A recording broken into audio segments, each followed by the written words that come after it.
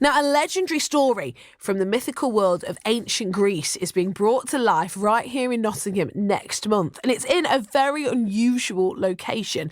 Apple of Discord is the latest immersive production from the Nottingham theatre company Chronic Insanity. Now, they are bringing the story to People's Hall at Heathcote Street, turning the disused building into an immersive theatre experience. The hall was part of Light Night this weekend and has hosted other events, including Skatefest and Hockley Hustle, in an effort to bring more people into the building while restoration continues. Now, artistic director Joe Strickland says the Grade 2 listed building provides the perfect facility for their immersive production. This is the exact sort of place that we're looking to kind of do more immersive theatre and tell these sorts of big stories. But in order to do that, you need a big space, and ideally one that has lots of character and lots of interest and intrigue and history in it. So this is a perfect space for our show. Yeah, and tell us about the show. What can people expect? Well, the show is called Apple of Discord. It's based on a whole host of different Greek myths, but mainly the myth of the Apple of Discord, which is the sort of prologue, the beginning story that is how the Trojan War begins. It starts with a wedding that gets crashed by a god and then pits three other gods against each other, who will then try and kind of prove their worth and themselves, while all the mortals sort of just want to have a wedding and a good time. It's this kind of clash between the sort of powerful gods from above and the mortals trying to enjoy their lives. And so what made you want to bring that historic story here to Nottingham? Well, we are a Nottingham-based theatre company, and we always try and do stuff in the city. When we started out 6 years ago, we were doing work in Willerton Park and at the National Justice Museum and in all these other kind of cultural spaces around the city. And then COVID hit, and then we've recovered from that. But we always wanted to do kind of like this larger scale immersive work, get a good 20, 30 people performing, give the audience an opportunity to really walk around and not just experience the story, but the space that story is in. But we've been trying to find a venue for that, and we needed somewhere, multiple floors. We needed somewhere with a lot of character and history that we could kind of inspire the show with.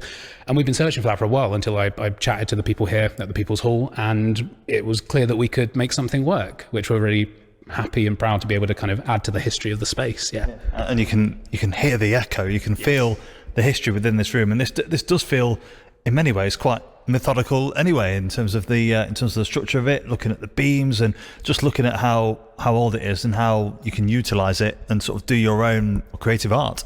Immersive theatre is one of these things that's really brilliant and just completely London-centric. Like, it's hardly exists in the regions around the UK. And one of those reasons is because it can be so expensive to put on. Like, if you're trying to take an empty warehouse and turn it into, ancient Pompeii or a sci-fi experience or something, you've got to buy a load of stuff, build a load of stuff with a load of people, and then put it all in. But if you can find a space that already has all of that kind of ambience and energy and looks great already, fits the story you want to tell, then you can make site-specific work for that area, and you can make the show more affordable to put on, and therefore then more affordable for audiences to take part in as well. Indeed. And so tell us about the Apple of Discord, sort of what made you want to put that production on?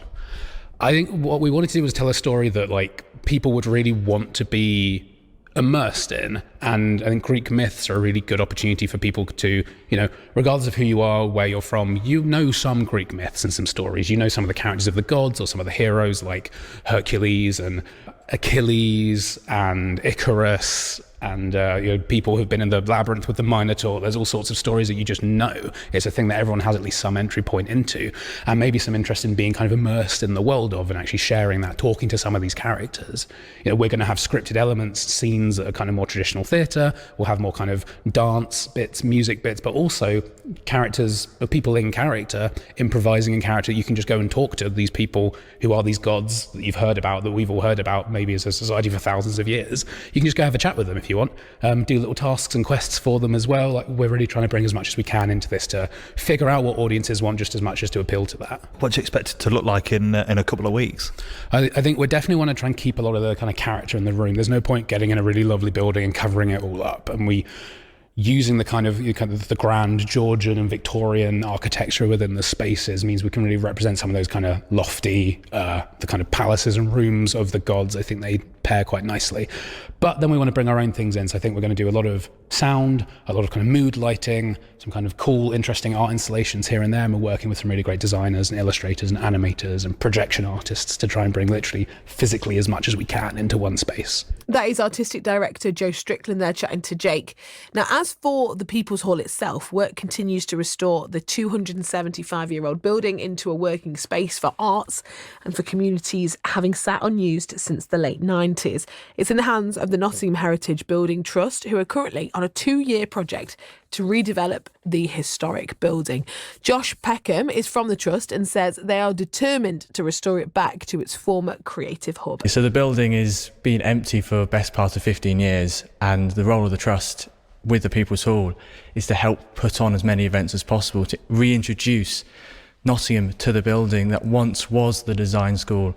It once was a place of community and social gathering, and it hasn't been that for almost 2 decades. So any chance we had to help that happen again, we're really keen to make it work. The character in this building and the stories it holds in its past and the stories it's got in its future are so important to the story of Nottingham. It's where so many people have been and gathered, and that's the case with historic buildings across the city and across the country. And we are in a position where we can restore one and bring one back to life, and that is so exciting.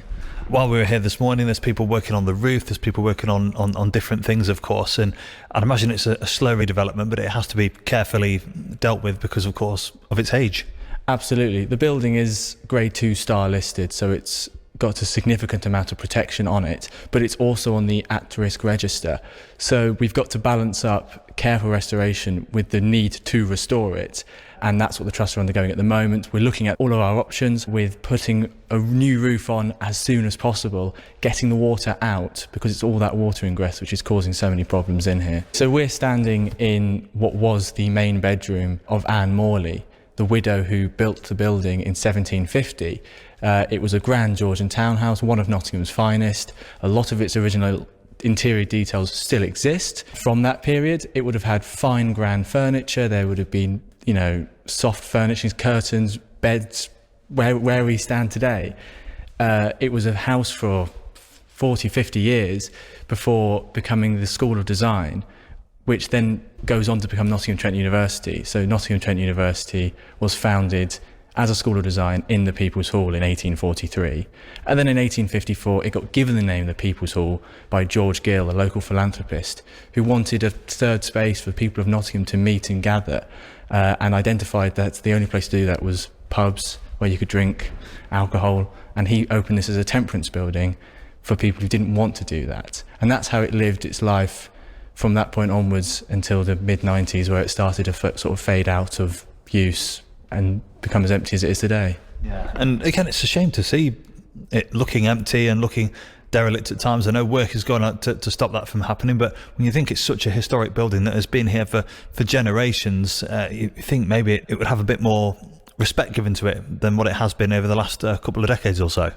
Absolutely. It's a shame to see it in the condition it's in, but we're the Trust where we are ambitious, but we have a lot of drive and a lot of motivation, and crucially, funding, a small amount of funding to help get this project underway. And we'd like to think ambitiously, in the next 5 years, we'd be cutting the ribbon on a brand new, refurbished People's Hall. It's got a prime spot, hasn't it, really, when you think of where it is, right here in Hockley. There's loads of shops and restaurants all around the corner, and you do get the feeling, as you say, in a couple of years' time, this could be a real hot spot for another creative hub. Absolutely, that's exactly what we want it to be. We have some ideas about what the building could be in the future, but crucially we want to give as much of it over to community space as possible and encourage artists, local organisations, community groups to use this space for their benefit, and that's what we want to do with it.